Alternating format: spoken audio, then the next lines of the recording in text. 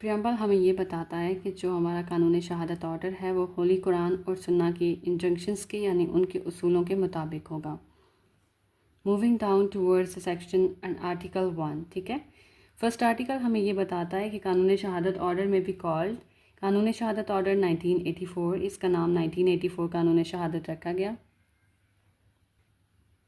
कानून शहादत का प्रियम्बल हमें ये बताता है कि इसको होली कुरान और सुन्ना के मुताबिक होना चाहिए, ठीक है।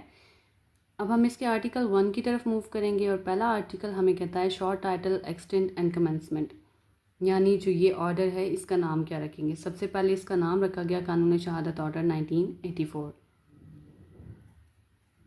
फिर हमें ये बताया जाता है इसमें कि इसका एक्सटेंट क्या होगा, ये कहाँ तक एप्लीकेबल होगा। तो ये सेकंड क्लॉज में खुद बताता है it extends to the whole of Pakistan, यानी ये पूरे पाकिस्तान पर एप्लीकेबल होगा। और जितनी भी हमारी जुडिशल प्रोसीडिंग्स होंगी, चाहे वो किसी कोर्ट के सामने हो, चाहे वो कोई कोर्ट मार्शल हो या कोई भी ट्रिब्यूनल या अथॉरिटी जो अपनी जुडिशल या गुज़ाए जुडिशल पावर्स का इस्तेमाल करी हो, लेकिन ये जो भी प्रोसीडिंग्स होंगी ये आर्बिट्रेटर की प्रोसीडिंग, फैमिली कोर्ट की प्रोसीडिंग्स इन पर एप्लीकेबल नहीं होगा, ठीक है। उसके अलावा जितनी भी ट्रिब्यूनल की, कोर्ट मार्शल की या जो भी जुडिशल या गुज़ाए जुडिशल पावर इस्तेमाल करती हुई अथॉरिटी होगी, उन सब पर कानून शहादत ऑर्डर 1984 अप्लाई होगा। It shall come into force at once, ठीक है। जैसे ही कानून शहादत ऑर्डर बनाया गया तो उसकी फौरी बाद इसको नाफिज कर दिया गया। Now we are going towards article 2 ऑफ कानून शहादत ऑर्डर 1984। अब आर्टिकल 2 में हम ये देखते हैं कि ये इंटरप्रेट करता है, यानी ये बताता है कि आगे कोर्ट के अंदर जो भी वर्ड्स हम इस्तेमाल करेंगे उनका क्या मतलब होगा। सबसे पहले हमें ये कोर्ट की डेफिनेशन देता है। कोर्ट की डेफिनेशन ये हमें इस तरह से बताता है कि जितने भी जजेस होंगे, जितने भी मैजिस्ट्रेट्स होंगे, ठीक है, जिनको लॉ ये पावर देगा कि वो कोई भी एविडेंस ले सके, ठीक है। एविडेंस लेने की पावर जब उनके पास आएगी तो उन तमाम जजेस और मैजिस्ट्रेट को हम यहाँ पर इस कोर्ट के अंदर कोर्ट कहेंगे। आर्बिट्रेटर्स को इसके अंदर हम इंक्लूड नहीं करेंगे, बिकॉज मैंने आपको ऊपर पहले ही बता दिया है कि फैमिली कोर्ट्स और जितने भी आर्बिट्रेटर्स होंगे या आर्बिट्रेशन की जितने भी मैटर्स होंगे उनके ऊपर हमारा कानून शहादत ऑर्डर अप्लाई नहीं होगा, क्योंकि उनके लिए एक सेपरेट लॉ ऑलरेडी बना दिया गया है। अब इसी क्लॉज बी में डॉक्यूमेंट को डिफ़ाइन किया गया है। अब डॉक्यूमेंट क्या चीज़ है कि कोई भी ऐसा मैटर, कोई भी ऐसा मामला, ठीक है, जिसको लेटर्स के थ्रू, फिगर्स के थ्रू या किसी भी निशान के थ्रू, लाइक मार्क्स के through, letter, figures and marks 3 ऐसी चीज़ें हैं कि जिनके थ्रू किसी भी चीज़ को जब हम लिखते हैं, किसी भी चीज़ के ऊपर रिकॉर्ड करने की कोशिश करते हैं, चाहे वो कोई वुडन है, वो मेटालिक है, वटेवर जो भी चीज़ है, लेकिन जब हम उसके ऊपर कोई भी निशान, कोई भी लेटर्स डालेंगे, कोई भी फिगर्स डालेंगे, कोई भी उसके ऊपर ऐसी चीज़ डालेंगे जिसके थ्रू वो उसके ऊपर रिकॉर्ड हो जाए या उसका वहाँ पर रिकॉर्ड रह जाए, ठीक है, तो उसको हम एक डॉक्यूमेंट कहेंगे। अच्छा, इसकी एग्जांपल से हम ये देखते हैं कि डॉक्यूमेंट क्या चीज़ है। सबसे पहले कि अगर आपकी कोई राइटिंग होती है, आप कहीं पर भी कोई चीज़ लिखते हैं तो वो एक डॉक्यूमेंट है, ठीक है। जब भी आप कोई वर्ड्स जो कि चाहे प्रिंट करके आपने निकाले हैं, लिथोग्राफ करके निकाले हैं या फोटोग्राफ्ड वर्ड्स हैं, इसी तरह से जब हमारे कोई भी वर्ड्स जो होते हैं ना उनको प्रिंट किया जाता है या तो लिथोग्राफ किया जाता है या उनकी कोई फ़ोटोग्राफ ली जाती है, तो इन सब को हम डॉक्यूमेंट्स का नाम देते हैं। सेकेंडली, जब कोई भी मैप होगा या कोई भी प्लान होगा, चाहे वो गवर्नमेंट बनाए या कोई भी अथॉरिटी बनाए, so this is a document. इसी तरह से अगर कोई पत्थर होता है, कोई मेटालिक प्लेट है, an inscription on a metal plate और stone is a document. Like अगर भी कोई भी स्टोन होता है, कोई भी मेटल की प्लेट है, इन चीज़ों के ऊपर जब कोई भी चीज़ इंस्क्रिप्ट की जाती है, उसके अंदर लिखाई की जाती है, ठीक है, तो इसको भी हम एक डॉक्यूमेंट का नाम देंगे। Caricature is a document. इसी तरह से आप कोई भी लिखाई करते हैं, ठीक है, वो भी एक डॉक्यूमेंट है। तो ये सारी चीज़ें लॉ की नज़र में एक डॉक्यूमेंट की हैसियत रखती हैं। नेक्स्ट सी के अंदर हमने डिस्कस किया है कि एविडेंस क्या चीज़ होती है, ठीक है। जब भी कोर्ट किसी भी प्रोसीडिंग के दौरान कोई भी ऐसी इंक्वायरी चल रही है कि कोर्ट आपको इजाज़त देती है कि आप आएँ एज अ विटनेस और वहाँ पर एविडेंस दें, ठीक है, या तो आप कोर्ट से ख़ुद इजाज़त मांगते हैं या फिर कोर्ट आपको ख़ुद बुलाती है कि आपने आकर वो एविडेंस देना है। तो जब वो एविडेंस देने के लिए आप जाते हैं और आप ओरली उस एविडेंस को देते हैं कोर्ट के सामने, तो this is called oral evidence. Second जो टाइप हमारे पास एविडेंस की आती है वो होती है डॉक्यूमेंट्री एविडेंस। यानी जब आप कोर्ट के सामने गए अपना एविडेंस देने के लिए, आपने उसको जाकर कोई सबूत दिए, लेकिन वो जो सबूत थे आपके वो किसी डॉक्यूमेंट की फॉर्म में थे, वो किसी भी ऐसी फिज़िकली एग्जिस्टेंस करने वाली चीज़ की शक्ल में थे जो आपने अपनी ज़ुबान से नहीं दिए, बट आपने कोई चीज़ कोर्ट के सामने पेश की है। सो this is called an evidence, but ये डॉक्यूमेंट्री एविडेंस कहलाएगा। So article 2 sub clause 2C हमें ये बताता है कि एविडेंस क्या है। ठीक है, एविडेंस की दो काइंड्स हैं। सबसे पहले तो या ये ओरल एविडेंस होगा या फिर डॉक्यूमेंट्री होगा। यानी आप कोर्ट के पास जब भी एविडेंस देने के लिए जाएंगे, आप अपना सबूत कोर्ट के सामने पेश करेंगे, या तो आप अपने ज़ुबान से वो चीज़ बताएंगे या फिर आपके पास डॉक्यूमेंट्स होंगे जिसके थ्रू आपने कोर्ट के सामने वो चीज़ प्रोड्यूस करनी है।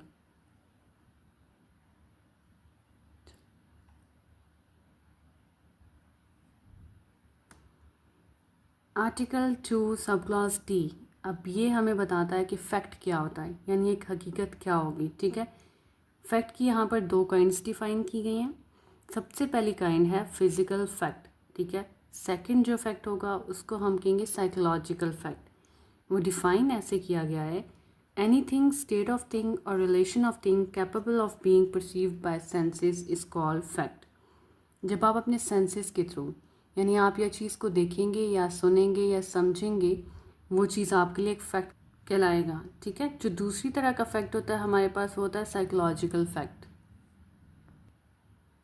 अगर किसी भी शख्स की, ठीक है, किसी भी मेंटल कंडीशन की बात हो, यानी उसकी ज़हनी हालत इस तरह से है या वो ज़हनी दबाव में है या उसकी कोई भी ज़हनी कंडीशन है जो आप बताना चाह रहे हैं या आपको पता है, तो बेसिकली ये एक फ़ैक्ट होता है जिस फैक्ट को हम कहते हैं साइकोलॉजिकल फैक्ट। अब इसकी इलस्ट्रेशंस को देखते हैं ताकि हमें समझ आ सके कि फ़ैक्ट के बारे में। सबसे पहली इलस्ट्रेशन हमें बताती है that there are certain objects arrange in certain order in certain place is a fact.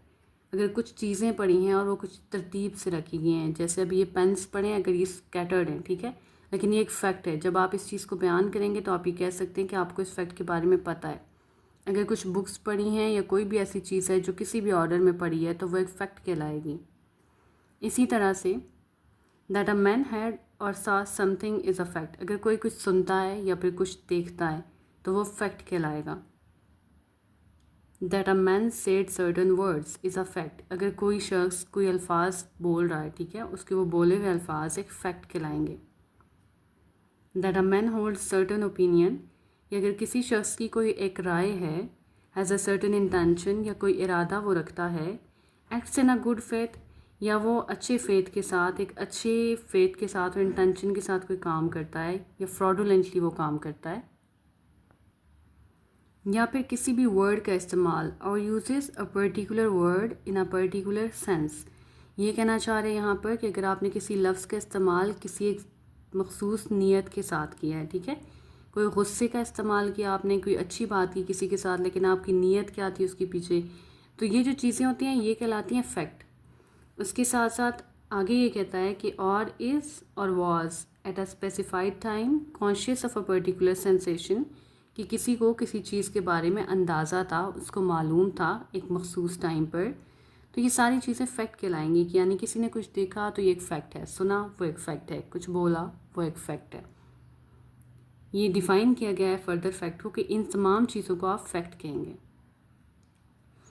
Next हम मूव करते हैं, one fact is said to be relevant to another. अब ये हमें बताता है कि जब एक फैक्ट को दूसरे फैक्ट से रेलिवेंट कैसे कहेंगे, यानी एक चीज़ दूसरी चीज़ से कैसे जुड़ी हुई है। When the one is connected with the other in any of the ways referred to in the provisions of this order relating to the relevancy of fact। अब यहाँ पर हमें ये बताया गया है कि आगे जब आप रेलेवेंसी ऑफ फैक्ट का चैप्टर पढ़ेंगे तो उसके अंदर जब एक चीज़ को दूसरी चीज़ से जो लिंक बताया गया है कि ये चीज़ इससे इस तरह कनेक्टेड है, यानी आप एक जगह पर बैठे हैं और आप ही कहते हैं कि मैं किसी जगह पर नहीं मौजूद था, और ये दो चीज़ें आपस में लिंक कब होंगी, जब हम ये कहेंगे कि हमने कोई चीज़ प्रूव करनी है। तो ये बाद में रेलेवेंसी ऑफ द फैक्ट का जो चैप्टर है वो आपको बताएगा। नेक्स्ट क्लॉज पे जाते हैं तो हमें ये बताता है कि the expression fact in issue, कि फैक्ट इन इशू क्या चीज़ होगी। यानी कोर्ट के सामने एक प्रोसीडिंग चल रही है जिसमें वो ये बताना चाह रहे हैं कि कुछ फैक्ट्स अराइज हुए, ठीक है। अब वो फैक्ट तो या तो फैक्ट इन इशू होंगे, यानी कोर्ट के सामने उस चीज़ का इशू ला कर रखा गया है। सो वो फैक्ट इन इशू क्या होंगे कि जब कोई भी एक ऐसा फैक्ट होगा कि जिससे क्या कहता है, the expression fact in issue includes any fact, कोई भी ऐसा fact from which either by itself, जो कि ज़ाती तौर पर ख़ुद, और in connection with other facts, या फिर अकेले वो नहीं साबित कर सकता तो उसके साथ कुछ और फैक्ट्स, कुछ और हक़ाइक़ आप मिला लें। द एग्जिस्टेंस, किसी चीज़ की मौजूदगी, नॉन एग्जिस्टेंस या उसका मौजूद ना होना, या उस चीज़ की नेचर, और एक्सटेंट ऑफ एनी राइट, या फिर किस हद तक वो राइट, वो हक रखता है, लायबिलिटी और disability, asserted or denied in any suit or proceeding necessarily follows। इसकी एक्सप्लेनेशन से फर्दर हम डिफाइन करेंगे। Whenever under the provisions of the law for the time being in force, कह रहा है कि जब उसकी जो प्रोविजंस होंगी, यानी उसके अंदर जो क्लॉसेस, उसके अंदर जो भी सेक्शंस हैं, उनकी बात कर रहा है। रिलेटिंग टू सिविल प्रोसीजर, जो कि सिविल प्रोसीजर से ताल्लुक़ रखती होंगी।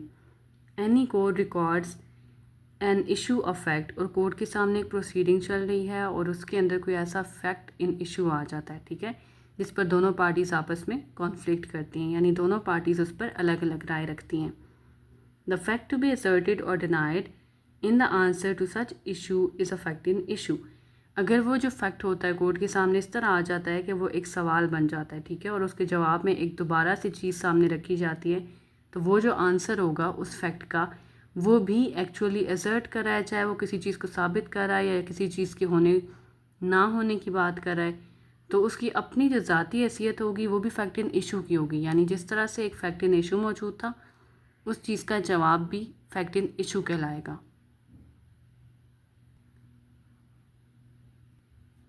इलिस्ट्रेशन से फर्दर इसको डिफ़ाइन करेंगे। A is accused of the murder of B, A पर यह इल्ज़ाम है कि उसने बी का मर्डर किया है, उसका कत्ल किया है। At his trial the following facts may be an issue. अभी कहते हैं कि जब कोर्ट के सामने ये मसला आएगा कि बी का कत्ल जो है वो ए ने किया है या नहीं किया, तो कौन सी चीज़ें कोर्ट के सामने रखी जाएंगी, तो वो फैक्ट इन इशू कहलाएंगी। Number 1 is that A caused B's death, कि ए ने बी का कत्ल किया है, तो ये एक फैक्ट इन इशू है, ठीक है। That A had intended to cause B's death, कि ए की ये इंटेंशन थी, उसका ये इरादा था कि वो बी को मारना चाहता था। That A had received grave sudden provocation from B, कि ए जो था उसने मुख्तलिफ औकात पर बी को मुख्तलिफ धमकियाँ लगाई थी, ठीक है, तो ये भी एक फ़ैक्ट कहलाएगा और फैक्ट इन इशू होगा। That A at the time of doing the act, कि ए ने जब एक एक्ट किया विच कॉज बीज डेथ, जिसकी वजह से बी की डेथ हो गई, was by reason of unsoundedness of mind, कि जब उसने वो कत्ल किया उस टाइम पर उसका दिमागी तौर पर हालत ठीक नहीं थी, incapable of knowing it's nature, और उस टाइम पर जब उसने वो काम किया तो उसे नहीं पता था कि वो क्या काम कर रहा है, यानी उसको उसकी कॉन्सिक्वेंसेस का अंदाज़ा नहीं था, तो ये भी एक फ़ैक्ट कहलाएगा और ये फैक्ट इन इशू कहलाएगा। अब नेक्स्ट हमें क्लॉजेस ये बताएंगी कि फ़ैक्ट 3 तरह से जो है वो कोर्ट के सामने आता है। जब कोर्ट के सामने एक फ़ैक्ट आ जाएगा, या तो कोर्ट उसको मान लेगी या नहीं मानेगी, या उसको बिल्कुल कोई अहमियत नहीं होगी, ठीक है। तो इसको हम कहते हैं कि फ़ैक्ट्स 3 काइंड्स रखता है, ठीक है। पहली आ जाती है fact proved, second is fact disproved, and the third one is not proved.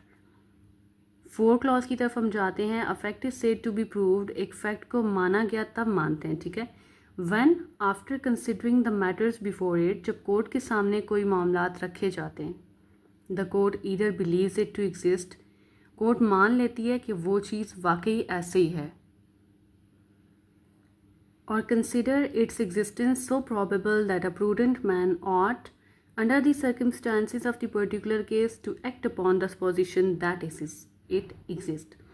अब ये कहते हैं कि फैक्ट प्रूव तब होता है जब या तो कोर्ट एज इट इज़ ये मान ले कि वो चीज़ वाकई एग्जिस्ट करती है, उस चीज़ की वाकई एक शनाख्त है, या फिर कोर्ट को ये लगे कि अगर मेरी जगह पर एक प्रूडेंट, एक समझदार, एक अक्लमंद इंसान उस चीज़ के होने पर यकीन रखता, तो ऐसी सिचुएशन में भी उसको फैक्ट्स प्रूव्ड कहते हैं, ठीक है। कोर्ट के सामने वो फैक्ट प्रूव हो जाता है।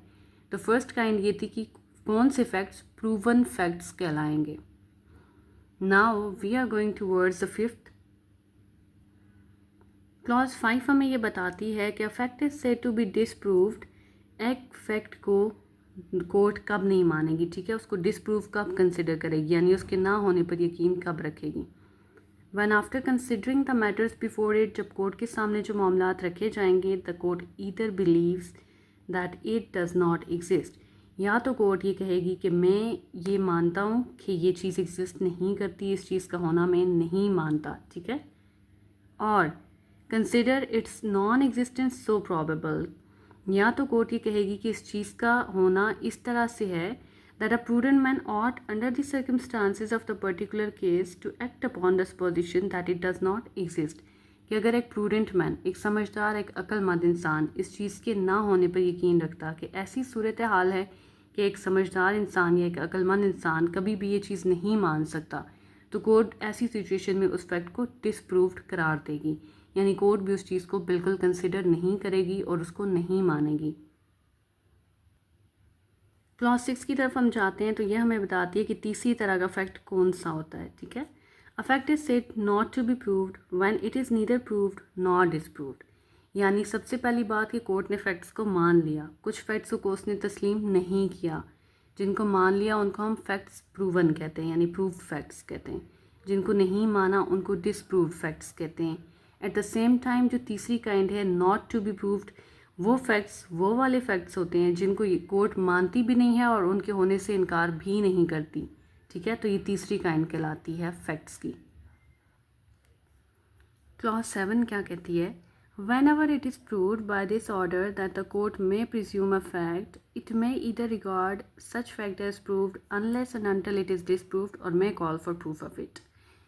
अब ये कहते हैं कि कुछ फैक्ट्स ऐसे होते हैं कि जिनको कोर्ट प्रिज्यूम करती है, यानी कोर्ट ये चीज़ तसव्वुर करती है या ख्याल करती है कि ये चीज़ ऐसे ही है, ठीक है।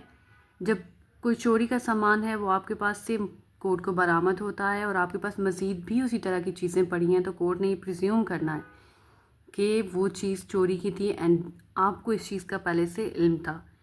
अब ऐसी सिचुएशन में सिर्फ ये हो सकता है कि या तो कोर्ट आपसे कहेगी कि इसको प्रूव करो कि ऐसा नहीं है, या फिर जब तक आप खुद इसको प्रूव नहीं करेंगे कि ऐसा नहीं है तब तक कोर्ट ये प्रिज्यूम करेगी कि ये चीज़ ऐसे ही है, ठीक है। कोर्ट की अपनी प्रिजम्पशन यही होगी कि जो उसको लग रहा है वो चीज़ वैसा ही है। तो कुछ सिचुएशंस ऐसे होती हैं कि जिनके अंदर कोर्ट कुछ फैक्ट्स को प्रिज्यूम कर लेती है।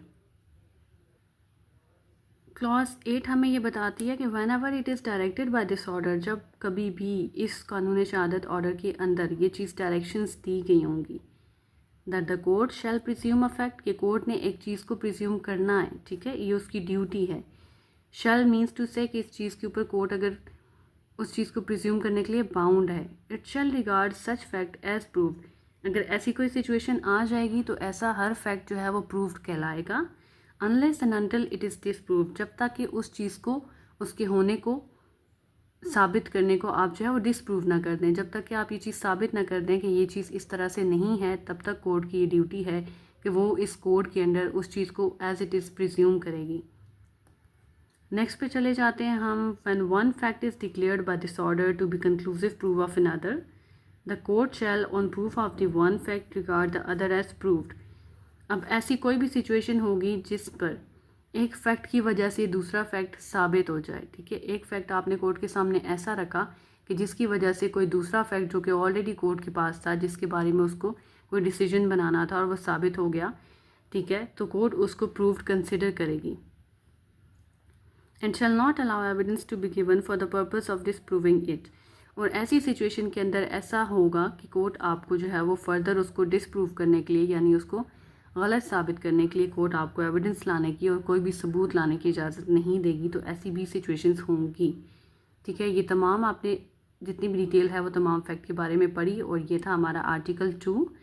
Now in next video we are going to discuss article 3। Stay tuned and keep watching. Thank you.